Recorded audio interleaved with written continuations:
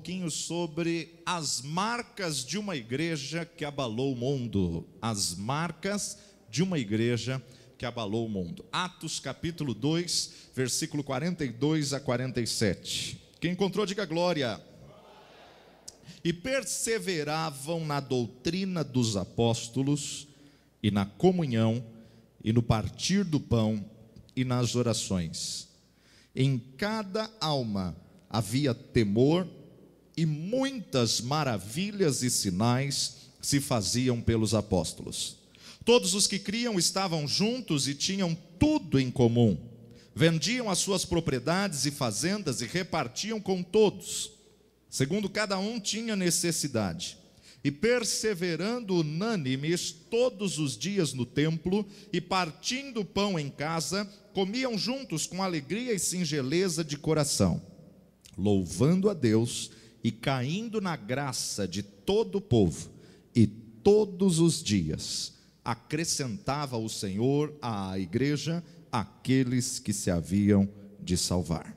E todos os dias acrescentava o Senhor à igreja aqueles que se haviam de salvar.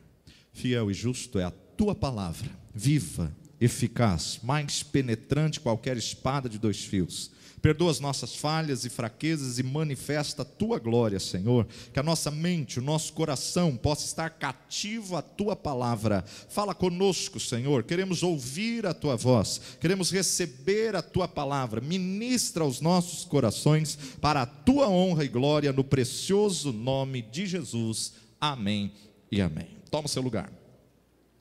As marcas de uma igreja que abalou o mundo. Um dos livros de Bill Hybels, ele pergunta: qual é a igreja mais importante do mundo? Qual é a igreja mais importante do mundo? E ele responde: a igreja mais importante do mundo é a igreja que Deus está edificando dentro de você. A igreja mais importante do mundo não é uma denominação, não é uma estrutura. A igreja mais importante do mundo não é uma placa denominacional, mas a igreja mais importante do mundo é a igreja que Deus está edificando dentro de você. Amados, muitas vezes nós perdemos a consciência de que nós somos igreja. Muitas vezes nós perdemos a consciência de que Jesus veio por nós. E nós temos que entender que Deus espera da igreja, e a criação toda espera a manifestação de filhos maduros, a criação toda espera a manifestação de ruios. Agora nós temos que entender que, para amadurecer, somente o deserto.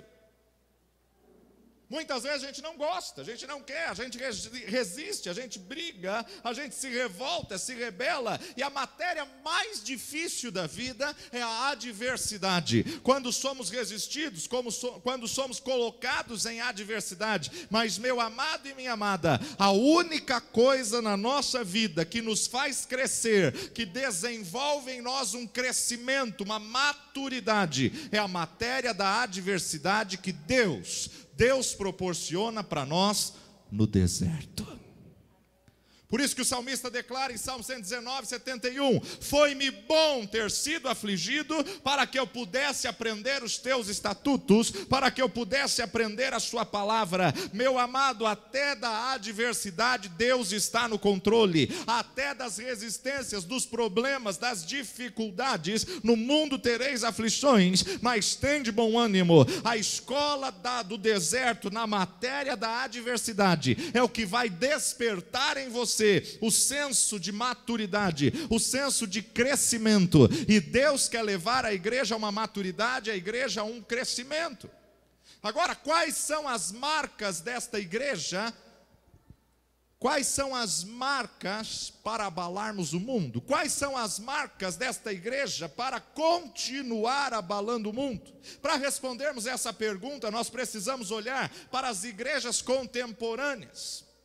Para as igrejas do passado, para a igreja de Jerusalém, precisamos observar a igreja mãe, a igreja matriz, a primeira. Precisamos dar uma analisada e observar as marcas da igreja. Eu vejo aqui algumas marcas, por exemplo, versículo 46, ela se reunia no templo e ela se reunia de casa em casa. Ela se reunia no templo e ela tinha uma comunhão, ela tinha um relacionamento, ela tinha grupos que na verdade se reuniam em casa. Segundo, ela tinha um profundo conhecimento e um profundo compromisso com a doutrina. Perseveravam na doutrina. Agora, a doutrina não são os usos e costumes que estão sendo ditos por aí. Aqui não pode, não pode, não pode, não pode, não pode. Não, isso não é doutrina, isso é uso e costume. A doutrina, meu amado, é nós crermos que Deus é o onisciente, onipotente, onipresente, o todo-poderoso. É nós crermos que Jesus é a segunda pessoa da Trindade, que veio em carne e sangue, morreu, ao terceiro dia ressuscitou. Crermos que o Espírito Santo, a terceira pessoa da Trindade. Crermos que o homem é um ser criado por Deus e porque um pecou, todos pecaram e destituídos estão da glória de Deus. A doutrina, meu amado, é justamente sabermos da soterologia, a doutrina da salvação. Como por um homem entrou o pecado no mundo, por um homem também entrou a graça. A saber se todo aquele que crer, todo aquele que confessar com a boca e crer no coração que Jesus é o Senhor, será salvo. Isso é doutrina. Então eles perseveravam na doutrina, eles tinham um profundo compromisso com a doutrina, eles tinham um profundo compromisso com a celebração festiva. Além de perseverarem na doutrina, eles celebravam. Além de perseverar na doutrina, eles glorificavam ao Senhor. Terceiro ponto, ela era profundamente engajada na ação social. A ação social era o relacionamento horizontal. Tanto é que em Atos 6, você observa que, crescendo o número dos discípulos, houve insatisfação, houve questionamento. Por quê? Porque as viúvas hebreias, helenistas, e havia toda aquela situação. Então ela era engajada na obra social. E segundo lugar, muito importante, ela também era engajada na oração, o relacionamento vertical do homem para com Deus e de Deus para com o homem. Quarto ponto, ela não apenas evangelizava, mas ela era uma igreja que fazia discípulos. Evangelizar é uma coisa, fazer discípulos é outra. Evangelizar, você lança semente. Fazer discípulo, você instrui a pessoa na verdade da palavra de Deus e caminha com ela até ela poder caminhar sozinha. Então ela não apenas evangelizava, mas ela fazia discípulos. E o quinto ponto, muito importante, ela tinha uma grande comunhão dentro dos muros da igreja uns com os outros, como também ela caía na simpatia e na graça dos de fora do mundo. Hoje nós não vemos isso.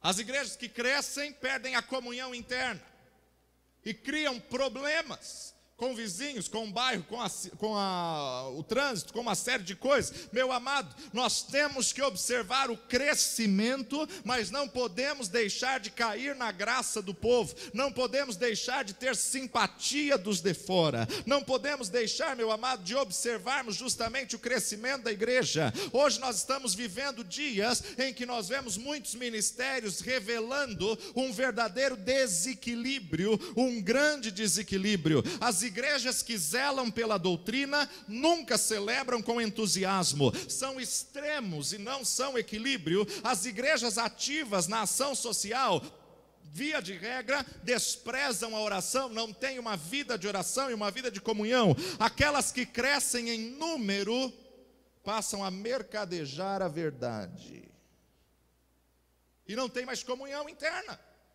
Ninguém se conhece, ninguém sabe o nome, ninguém conhece o próximo.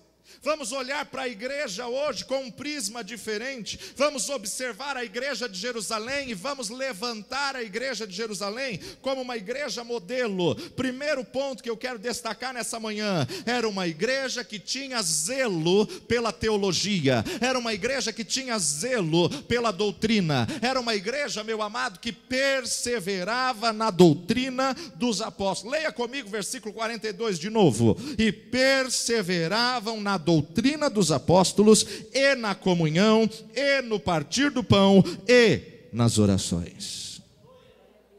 A igreja de Jerusalém, ela nasceu sobre um bastão da verdade. A igreja de Jerusalém, ela começa com o derramar do Espírito, e no derramar do Espírito, meu amado, a pregação se torna cristocêntrica, de tornar a convergir em Cristo todas as coisas. Quando olhamos para a doutrina dos apóstolos, é a permanência dos novos crentes firmados na doutrina da verdade, firmados no fundamento da igreja. Ao longo da história da igreja, nós vamos observar muitos desvios doutrinários. Por exemplo, as heresias que invadiram na igreja na Idade Média, a ortodoxia sem piedade, a piedade sem ortodoxia, outros que se levantaram dizendo a importância da luz interior, outros que se desviaram pelo movimento liberal, a razão acima da revelação, ou seja, Deus não fala mais hoje, não podemos aceitar o que é profético. Meu irmão, nós temos que tomar cuidado com os moveres e os ventos que acontecem, e temos que perseverar na verdade da palavra de Deus, temos que perseverar na doutrina dos apóstolos, temos que estar firmado naquilo que Deus estabeleceu para nós como regra de fé e prática. Temos que olhar para a palavra de Deus como autoridade máxima nas nossas vidas, e não somente olhar, mas cumprir a verdade da palavra de Deus nas nossas vidas. Ao analisarmos a história da igreja nesses 2000 anos, aos poucos a igreja foi se distanciando de uma verdade genuína, de uma palavra real. Deus tem um compromisso com a sua palavra, tanto é que Ele nos garante: passará os céus e a terra, mas as minhas palavras não hão de passar. Escondi a tua palavra no meu coração, para não pecar contra ti. Meu amado, Deus tem um zelo pela sua palavra. Uma igreja fiel, ela não pode vender, ela não pode comerciar, ela não pode mercadejar a palavra de Deus, ela não pode mercadejar a bênção, a cura. Estamos vivendo um período sem precedentes na história da igreja, onde muitas pessoas que se dizem evangélicas estão vendendo a cura, estão vendendo a bênção, estão vendendo profecias, visões e revelamento. Meu amado, toma cuidado, a palavra de Deus nos diz: não saia correndo daquele que diz assim diz o Senhor, não saia correndo atrás de profecias, não saia correndo atrás de sinais, quando muitos dirão: eis que Cristo está aqui, ali ou acolá. Não saia. Você tem que estar firmado na rocha da palavra, você tem que estar firmado na verdade da palavra de Deus. 2:42. Perseveravam na doutrina dos apóstolos e perseveravam na comunhão. Tem faltado comunhão na igreja de hoje? E principalmente quando a igreja cresce, ninguém se conhece mais, e cria-se o vício de linguagem: irmão, irmã, porque ninguém sabe mais o nome. É mais fácil chamar de irmão, irmã, do que criar comunhão. Precisamos gerar vínculos, precisamos criar comunhão. Por quê? Porque vamos ter dias maus, e no dia mau, no dia da adversidade, meu amado, é bom ser dois do que um, porque quando um cai o outro levanta. No dia mau você tem que ter amigos para abrir o seu coração, para chorar com eles, para que eles possam orar por você e você orar por eles. No dia mau nós precisamos firmar laços estabelecidos segundo o amor genuíno, o amor verdadeiro, o amor ágape, e não um amor que espera algo em troca, mas o amor que doa de si sem esperar nada em troca. Perseveravam na comunhão e perseveravam no partir do pão, ou seja, compartilhavam o alimento. É na mesa que nós geramos relacionamentos. Perseveravam no partir do pão e perseveravam na oração. Tem você perseverado na oração? A igreja de Jerusalém, ela não apenas conhecia a teologia da oração, mas ela orava efetivamente. Ela dependia mais de Deus do que dos seus próprios recursos. Meu amado, Deus é dono do ouro, da prata, Deus é dono de todas as coisas, e se está faltando recursos, dobra o teu joelho e ora e clama ao Senhor, porque aquele que é dono do ouro e da prata, Ele vai abrir as janelas dos céus e vai derramar sobre ti uma bênção abundante, vai derramar sobre ti a provisão, porque Ele era, é e sempre será o Jeová Jirê, o Senhor que supre todas as nossas necessidades. Se a necessidade não tem sido suprida, é hora de passarmos mais tempo em oração, em clamor, em rogo diante de Deus, para que Ele possa enviar recursos, para que Ele possa dar estratégias, para que Ele possa providenciar o suprimento na tua vida, e você possa viver a provisão sobrenatural do Senhor, e poder dizer: eu sei que meu Redentor vive.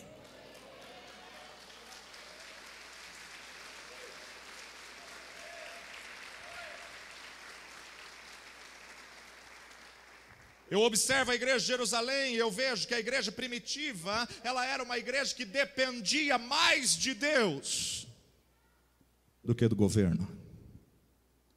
Há muitas igrejas hoje em dia que precisam do governo. Há muitas igrejas hoje em dia que precisam de empresas. Há muitas igrejas hoje em dia que dependem da mídia, porque se eles saírem do ar, a igreja fecha. Mas a igreja primitiva, ela dependia de Deus. Vá comigo para Atos 1,14. Atos 1,14. Não tinha acontecido ainda o derramamento do Espírito, não tinha acontecido ainda o Pentecostes, mas no verso 14 nos diz: todos estes perseveravam unanimemente em orações e súplicas. Todos estes perseveravam. Contínuo, unanimemente, em oração e súplicas, com as mulheres, Maria, mãe de Jesus, e com seus irmãos. Todos unânimes perseveraram. Capítulo 2, houve o derramar do Espírito. Capítulo 3, versículo 1. Capítulo 3, versículo 1. Pedro e João subiam juntos ao templo à hora da oração, a hora nona. Dois apóstolos extremamente com temperamentos diferentes, mas para orar se uniam, para orar estavam juntos. Os líderes vão juntos, a oração, vão juntos à igreja para orar. Hora nona é justamente às 3 da tarde. Meu amado, eles tinham um momento de encontro com Deus em oração. Vá para Atos 4:31. E tendo eles orado, moveu-se o lugar em que estavam reunidos, e todos foram cheios do Espírito Santo e anunciavam com ousadia a palavra de Deus. Para anunciarmos com ousadia, temos que ter uma vida de oração. Uma igreja que está sob perseguição, ela ora. Uma igreja que está sob perseguição, ela clama ao Senhor, e Deus derrama o seu poder, Deus derrama o seu Espírito, o lugar treme e a glória de Deus vem sobre o povo. Atos capítulo 6, versículo 4. Mas nós perseveraremos na oração e no ministério da palavra. Meu amado, os apóstolos se reuniram e decidiram, entenderam que a prioridade do ministério era orar. Estamos vivendo um período em que os líderes não têm mais vida de oração. Temos aconselhado inúmeros pastores, líderes, apóstolos, bispos, temos aconselhado inúmeras igrejas, e meu amado, a vida de oração está em baixa. Atos capítulo 9, versículo 11, e disse-lhe o Senhor: levanta-te e vai à rua chamada direita, e pergunta em casa de Judas por um homem de Tarso chamado Saulo, pois eis que ele está orando. O perseguidor teve um encontro com Jesus, está cego, está orando, está clamando, está rogando, está pedindo. O primeiro sinal que Deus deu a Ananias da conversão de Saulo: vai porque ele está orando, vai porque ele está falando comigo, vai porque ele está lá dobrado de joelhos clamando. Atos capítulo 12, versículo 5. Atos 12, 5. Pedro está preso, mas Pedro, pois, era guardado na prisão, e a igreja fazia contínua oração para com ele. O fato de ter oração não significa que não teremos lutas. O fato de ter oração não significa que não seremos perseguidos. Mas o fato de ter oração, Deus nos dá graça para sairmos da luta em vitória. Deus nos dá graça para vivermos o milagre do Senhor. A igreja fazia incessante oração. A igreja fazia oração contínua. E esse homem é liberto milagrosamente. Capítulo 13, de 1 a 3. Na igreja que estava em Antioquia, havia alguns profetas e doutores, a saber, Barnabé e Simeão, chamado Níger, Lúcio, Cirineu, Manaém, que fora criado com Herodes, o tetrarca, e Saulo. Observe agora, verso 2: servindo eles ao Senhor e jejuando, o Espírito Santo lhes disse: separai-me a Barnabé e a Saulo para a obra que eu os tenho chamado. Então, jejuando e orando,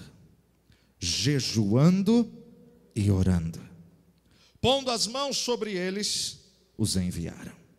Meu amado, a igreja de Antioquia era uma igreja que orava. Ela ora e Deus abre as portas das missões. Ela ora e Deus envia pessoas. Ela ora: rogai ao Senhor da seara para que envie ceifeiros para a sua seara. Por quê? Porque os campos estão brancos para a ceifa. Atos capítulo 16, versículo 25. Perto da meia-noite, Paulo e Silas oravam e cantavam hinos a Deus, e os outros presos os escutavam. Paulo e Silas estão pregando o evangelho. Uma mulher perturbada se levanta e começa a trazer uma adivinhação: estes que vos anunciam o evangelho da salvação são servos do Deus Altíssimo. E o texto nos diz: deixando eles por alguns dias, até que de repente Paulo se vira e fala: sai em nome de Jesus. E por expulsar um demônio, ele é surrado em praça pública, quase nu, vai para o cárcere interior, e não está murmurando, reclamando, praguejando. Olha aí, Deus, eu só fui pregar a tua palavra, eu só fui expulsar um demônio. Não, perto da meia-noite, orando e cantando hinos a Deus. O que você tem feito no dia da adversidade? A oração de Paulo e Silas no dia da adversidade produz libertação a todos que estavam ali, produz cura, produz salvação, produz milagre. A oração de Paulo e Silas na prisão abre portas, meu amado, na Europa, para o evangelho se propagar na Europa. Atos capítulo 20, versículo 36, Atos 20, 36, e havendo dito isto, pôs-se de joelhos e orou com todos eles. Paulo tinha uma vida de oração com a igreja, com os presbíteros, com os líderes, aqui com os presbíteros da igreja de Éfeso. Ele tinha uma vida de oração com os que estavam na praia, com os que estavam na sinagoga. Meu amado, Atos 28, versículo 8 e 9, Atos 28, 8 e 9, aconteceu estar de cama enfermo de febres e desinteria o pai de Públio, que Paulo foi ver, e havendo orado, pôs as mãos sobre ele e o curou. Feito isso, pois, vieram também ter com ele demais que na ilha tinham enfermidades e sararam, os quais nos distinguiram também com muitas honras, e havendo de navegar, nos proveram todas as coisas necessárias. Paulo, ele tinha uma vida de intimidade, relacionamento. Ele ora na ilha de Malta e os enfermos ali são curados. Meu amado, nós estamos vivendo um período em que vemos a igreja fazendo seminários de oração, congressos de orações, convenções de oração. A igreja fala muito em oração, mas ora pouco. Líderes tomando decisões fundamentais na vida, no ministério, na igreja, sem oração, sem direção de Deus. Homens e mulheres decidindo um casamento, uma aliança que presume-se que seja para a vida toda, até que a morte os separe. Uma mudança radical na vida, e uma decisão como essa, sem oração. E o pior, que depois começam as crises, os problemas dentro do lar. Chegam com a informação: vamos nos separar porque não dá mais. Já orou? Não, não vou orar. Há muitos casais que estão abrindo mão da bênção de Deus por coisinhas, porque não têm ocupado tempo em oração, não têm ocupado tempo em clamor e intercessão.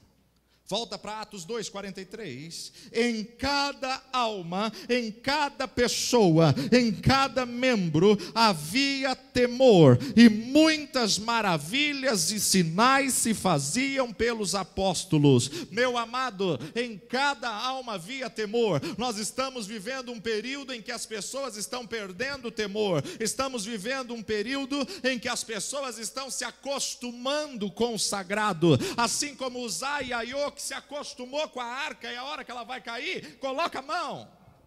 Assim como os filhos de Eli, porque se acostumaram com o sagrado, banalizaram o sagrado. Há uma saturação, há uma comercialização, uma paganização das coisas de Deus. Meu amado e minha amada, nunca deixe o temor de Deus de lado. É hora de resgatarmos o temor do Senhor, que é o princípio da sabedoria. É hora de nós nos dobrarmos e nos prostrarmos diante da presença de Deus, orando e chorando e clamando. Dá-nos temor, Senhor, batiza-nos no temor.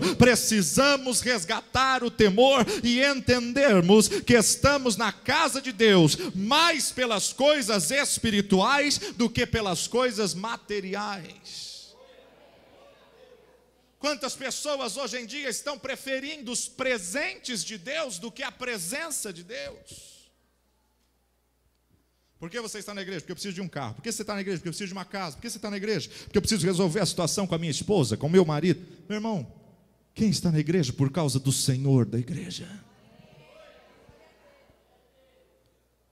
As pessoas entram em campanhas intermináveis para trocar carro, para trocar casa, para comprar isso, para comprar aquilo, para quitar as dívidas. Meu amado, nós precisamos estar na igreja por causa do Senhor da igreja. Ainda que a figueira não floresça, ainda que o produto da oliveira minta, ainda que não haja vaca nos currais, todavia eu me alegrarei no Senhor, eu me exaltarei no Senhor, que fez todas as coisas. Ele é o motivo do meu culto, Ele é a razão do meu viver, Ele é o motivo de estarmos aqui. Se tem dívida, se não tem dívida, se o problema foi resolvido ou não, Ele é e será para sempre o meu Senhor.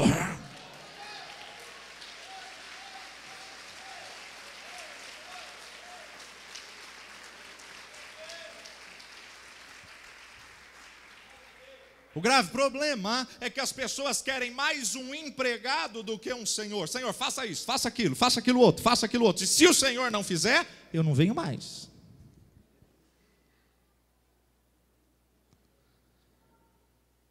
É hora de resgatarmos o temor.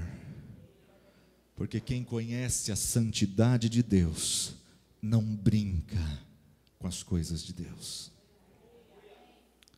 Daniel capítulo 5, o rei Beltesazar fez uma festa no palácio e pegou os utensílios sagrados do templo,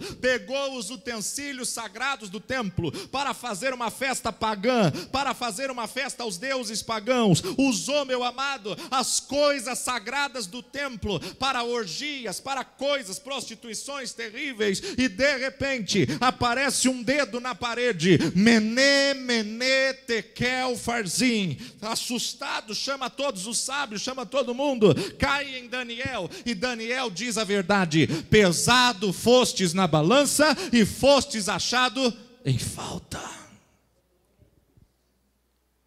Naquela madrugada aquele homem morre.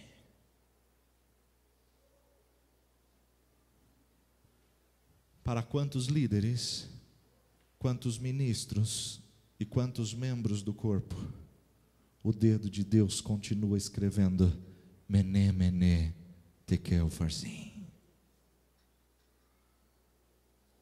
Atos 5. Ananias e Safira perderam o temor.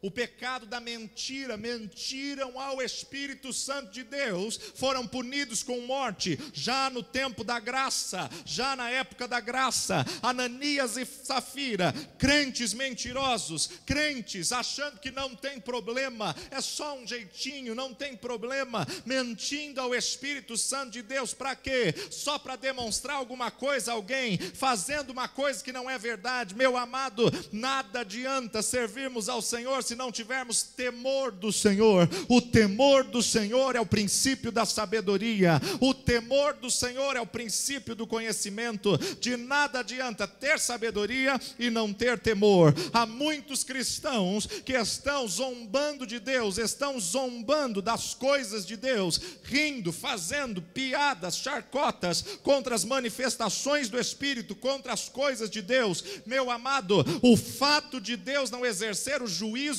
não significa que Ele aprovou. O fato de Deus não exercer o juízo imediato significa a longanimidade de Deus, o longo ânimo em fazer justiça, para ver se a pessoa se arrepende, dando mais uma chance. Mas a hora que cair nas mãos do Senhor, dura coisa é cair nas mãos do Deus vivo.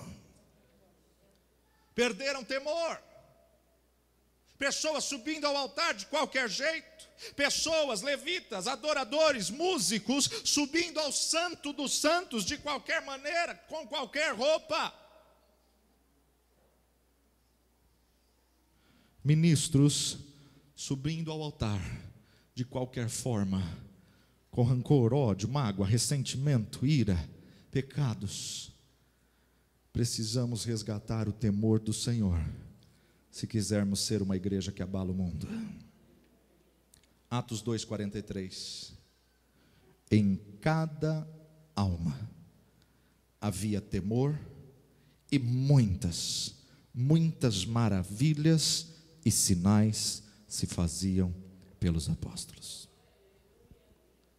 Havia uma presença da intervenção extraordinária de Deus, havia uma manifestação. Não adianta a gente correr atrás de sinais, basta vivermos uma vida de temor e tremor que os sinais nos acompanham, basta vivermos uma vida de comprometimento com o Senhor. A manifestação extraordinária de Deus estava presente na igreja primitiva, porque em cada alma havia temor. Atos capítulo 3, você vê que o paralítico é curado na porta do templo chamada Formosa. Atos 4:31, e tendo eles orado, moveu-se o lugar em que estavam reunidos, e todos foram cheios do Espírito Santo e anunciavam com ousadia a palavra de Deus. Meu amado, o lugar onde a igreja ora treme, e Pedro e João estão no Sinédrio. Atos capítulo 5, versículo 12 nos diz: e muitos sinais e prodígios eram feitos entre o povo pelas mãos dos apóstolos, e estavam todos unanimemente no alpendre de Salomão. 15, de sorte que transportavam os enfermos para as ruas e os punham em leitos, em camilhas, para que ao menos a sombra de Pedro, quando este passasse, cobrisse alguns.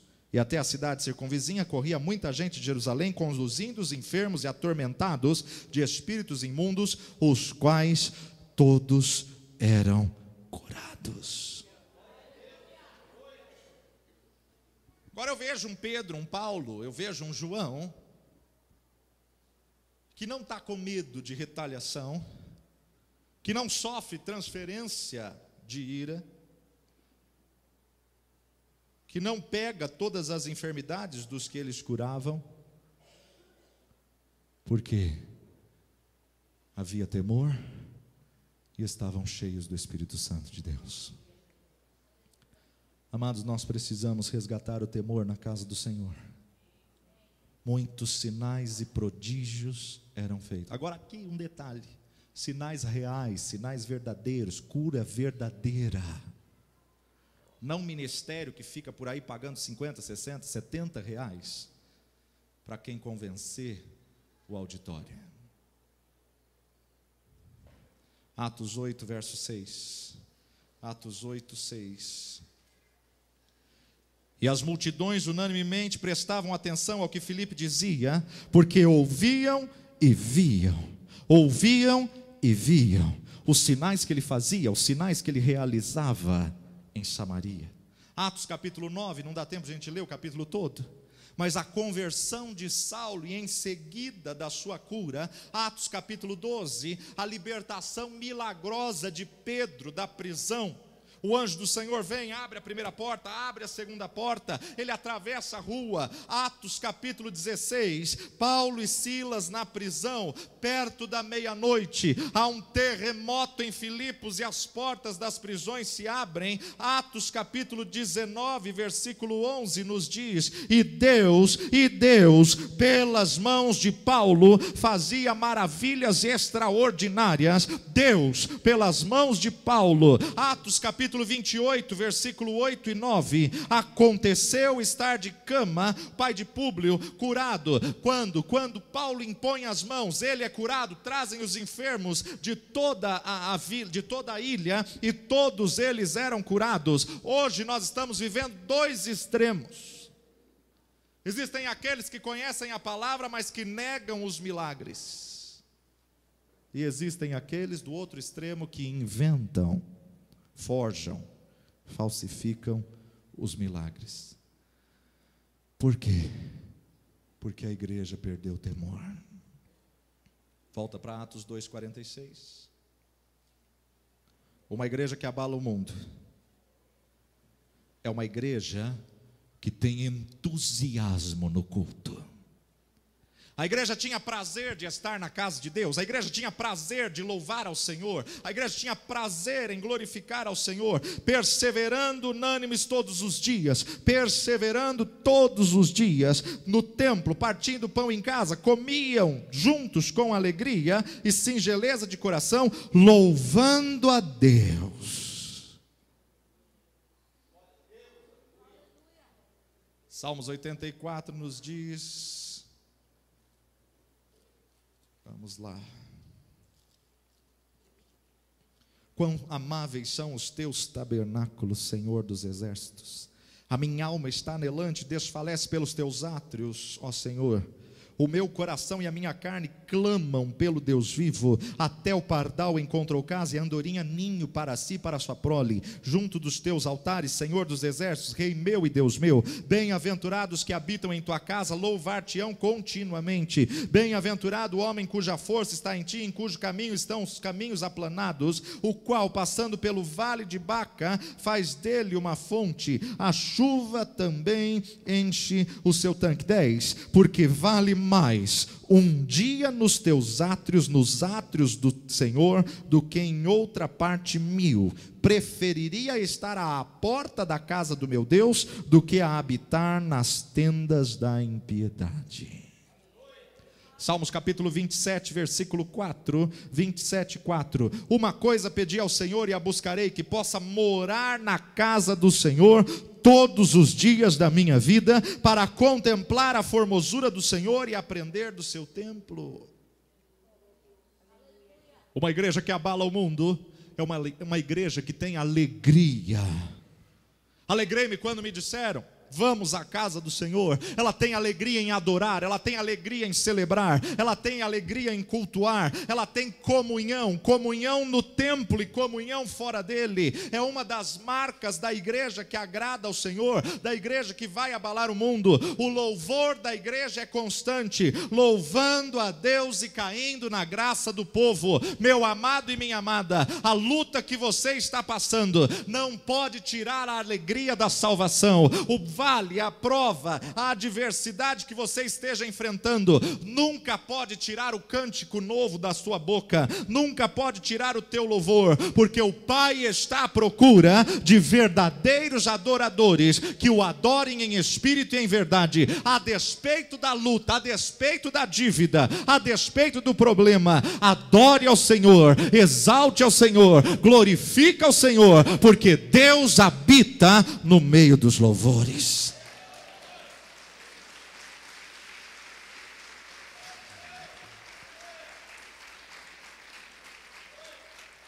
Uma igreja alegre, ela canta. Uma igreja alegre, ela se expressa. Uma igreja alegre, ela adora. Os muçulmanos, irmãos, são mais de 1 bilhão de pessoas que têm uma reverência muito maior do que de muitos crentes. Se reúnem nos horários de oração, aquela multidão, aquele mar de gente. E não há uma canção, não há um cântico, não cantam, porque não tem um Deus verdadeiro, não tem um Deus que ressuscitou. Uma igreja viva, ela tem um louvor fervoroso. Agora, louvor, meu amado e minha amada, não é a apresentação de um grupo que sobe ao altar. O louvor, se ouve os santos adorando a Deus, os santos cantando a Deus, em todo tempo, em todas as circunstâncias, porque o louvor é o teu estilo de vida. O teu louvor tem que ser contagiante, o teu louvor tem que ser restaurador, o teu louvor tem que ser sincero, genuíno, verdadeiro. O louvor que agrada a Deus tem a origem em Deus, e Deus tem o seu propósito através do louvor, através da adoração. Ele reproduz quebrantamento, ele reproduz os corações quebrantados e contritos, a quem ele não despreza. É hora da igreja entrar no mover de adoração e de louvor, sem circunstância alguma, a despeito da circunstância. A alegria da igreja tem que ser ultra circunstancial, louvando a Deus e caindo na graça de todo o povo. Meu amado, a igreja primitiva, ela transbordava de alegria. Veja comigo Atos 5:40, e concordaram com ele, chamando os apóstolos e tendo-os açoitado, mandaram que não falassem mais no nome de Jesus e os deixariam ir. Retiraram-se, pois, da presença do conselho, regozijando-se de terem sido julgados dignos de padecer afronta pelo nome de Jesus. E todos os dias, no templo e nas casas, não cessavam de ensinar e de anunciar a Cristo. Apóstolos açoitados, apóstolos chicoteados, apóstolos zombados pelo sinédrio. E eu leio que não saíram murmurando, não saíram bicudos, mimados, birrentos. Não prego mais. Muito pelo contrário, se retiraram regozijando por terem sido chamados dignos de sofrer afronta pelo nome de Jesus.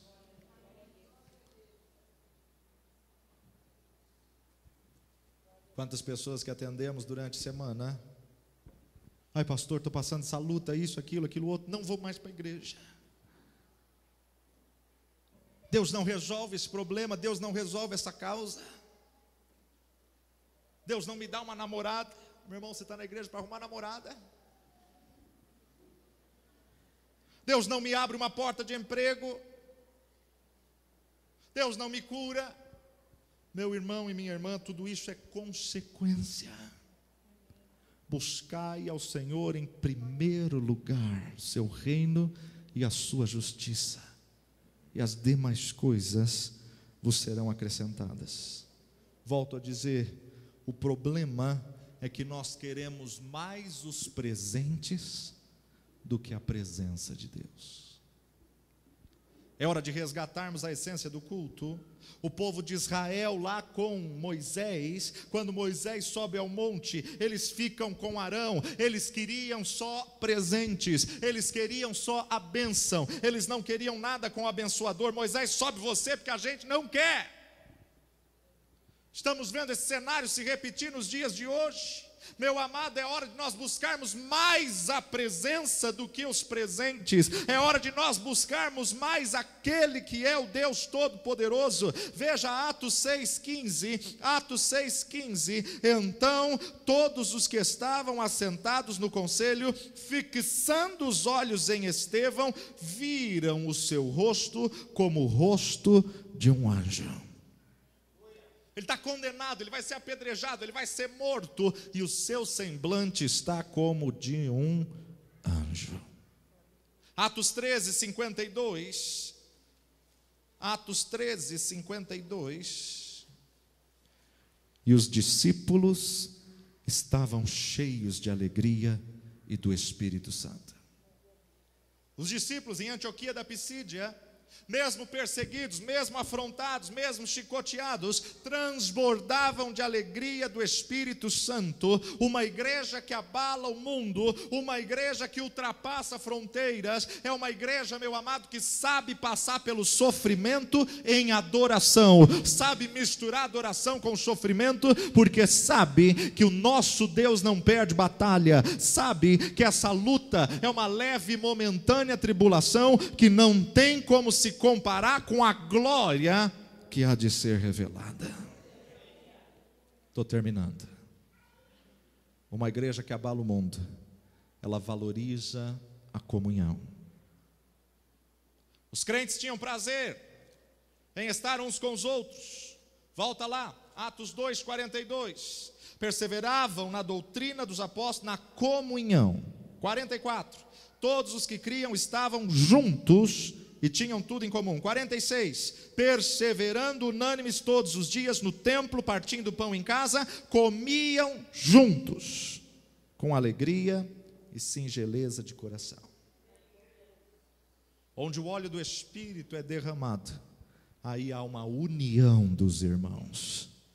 E como o salmista declara, aí o Senhor ordena a benção. Quão bom e quão suave é que os irmãos vivam em união. Quando o óleo do Espírito é derramado, cessam as brigas, cessam as contendas, cessam as indiferenças, brota o verdadeiro perdão, a verdadeira cura, brota o verdadeiro mover do Espírito, e o temor do Senhor nos faz renunciar, nos faz abrir mão dos nossos próprios desejos e vontade.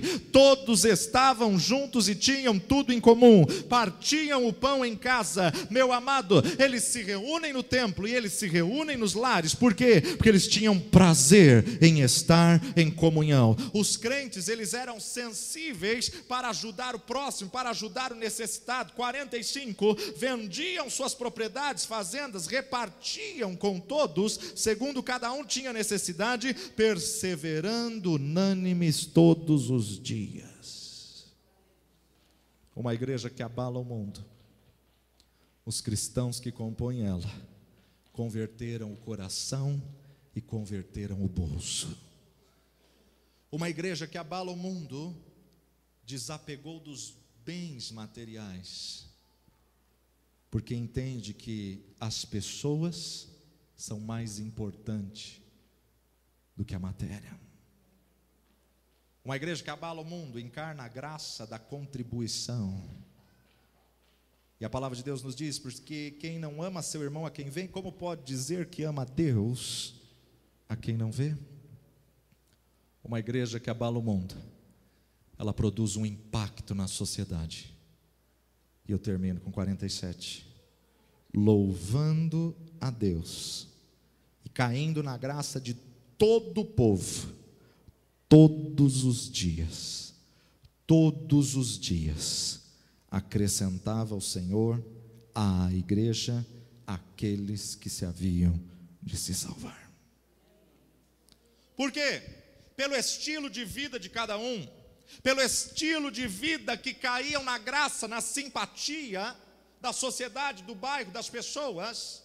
A igreja era comprometida com a verdade, com a pureza, mas não era legalista. A igreja era santa, mas não era farisaica. A igreja era piedosa, mas não era santarrona.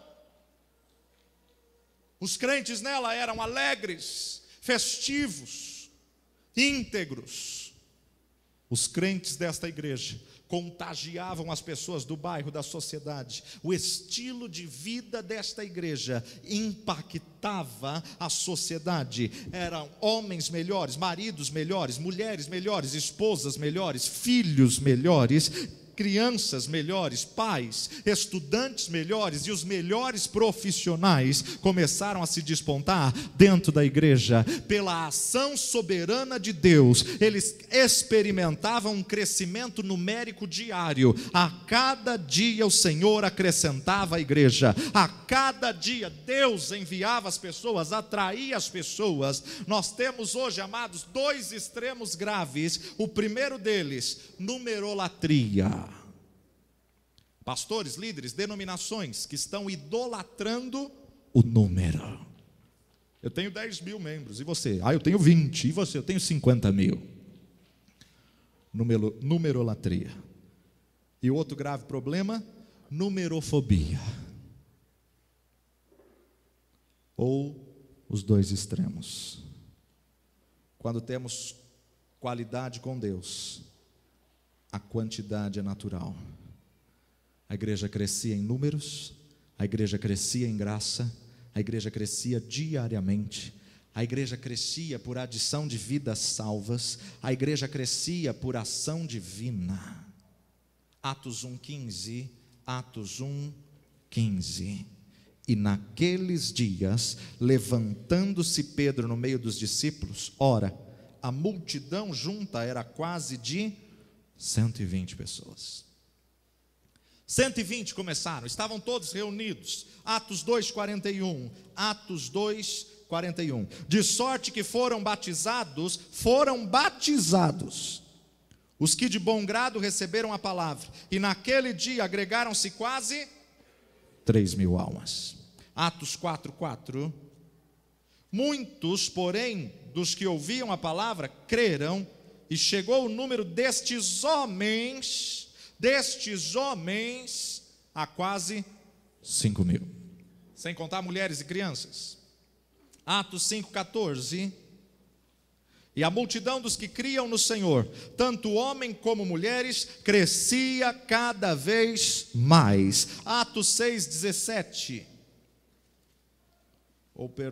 Atos 6,7. Crescia a palavra de Deus e em Jerusalém, e se multiplicava o número dos discípulos, e grande parte dos sacerdotes obedecia à fé. Atos 9,31. Assim, pois, as igrejas em toda a Judéia, Galiléia, Samaria tinham paz e eram edificadas e se multiplicavam. Todas, irmãos. Judéia, Galiléia, Samaria, por quê? Porque não tinha competitividade. Sabiam que crescendo uma denominação é o reino de Deus que está crescendo. Como que elas cresciam? Andando no temor do Senhor e na consolação do Espírito Santo.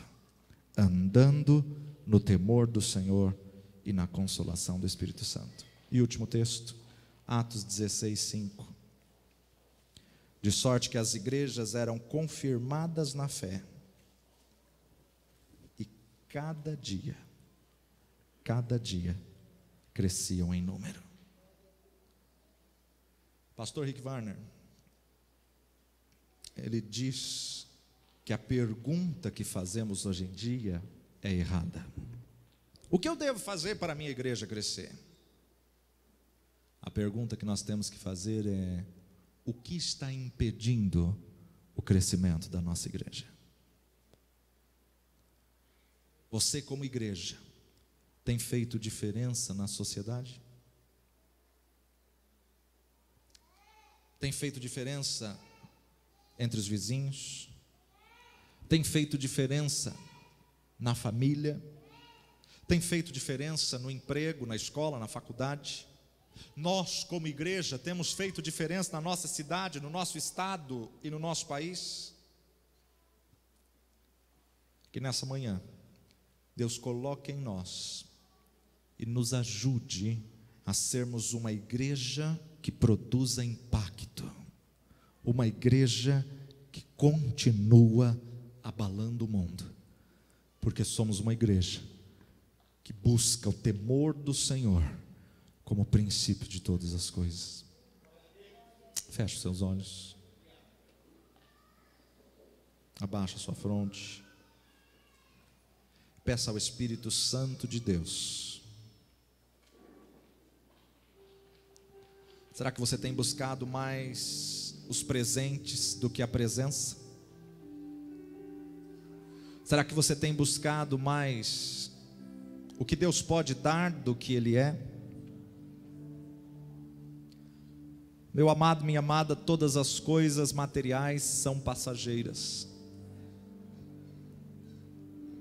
Marta estava preocupada com tantas coisas na cozinha, mas Maria escolheu a melhor parte, aos pés do Mestre. O que eu vejo aqui em Marta e Maria é que as pessoas que estão preocupadas com os afazeres, as pessoas que estão preocupadas com os bens materiais, as pessoas que estão preocupadas julgam as que estão nos pés do Mestre. Jesus, eu estou aqui na cozinha, super ocupado, cheio de um monte de coisa. Maria aí sentada nos teus pés, pede para ela vir me ajudar. Marta, Marta, Maria escolheu a boa parte, que não lhe será tirada. É hora de nós sondarmos os fundamentos e vermos que parte temos escolhido. Estamos mais preocupados com o ter do que com o ser.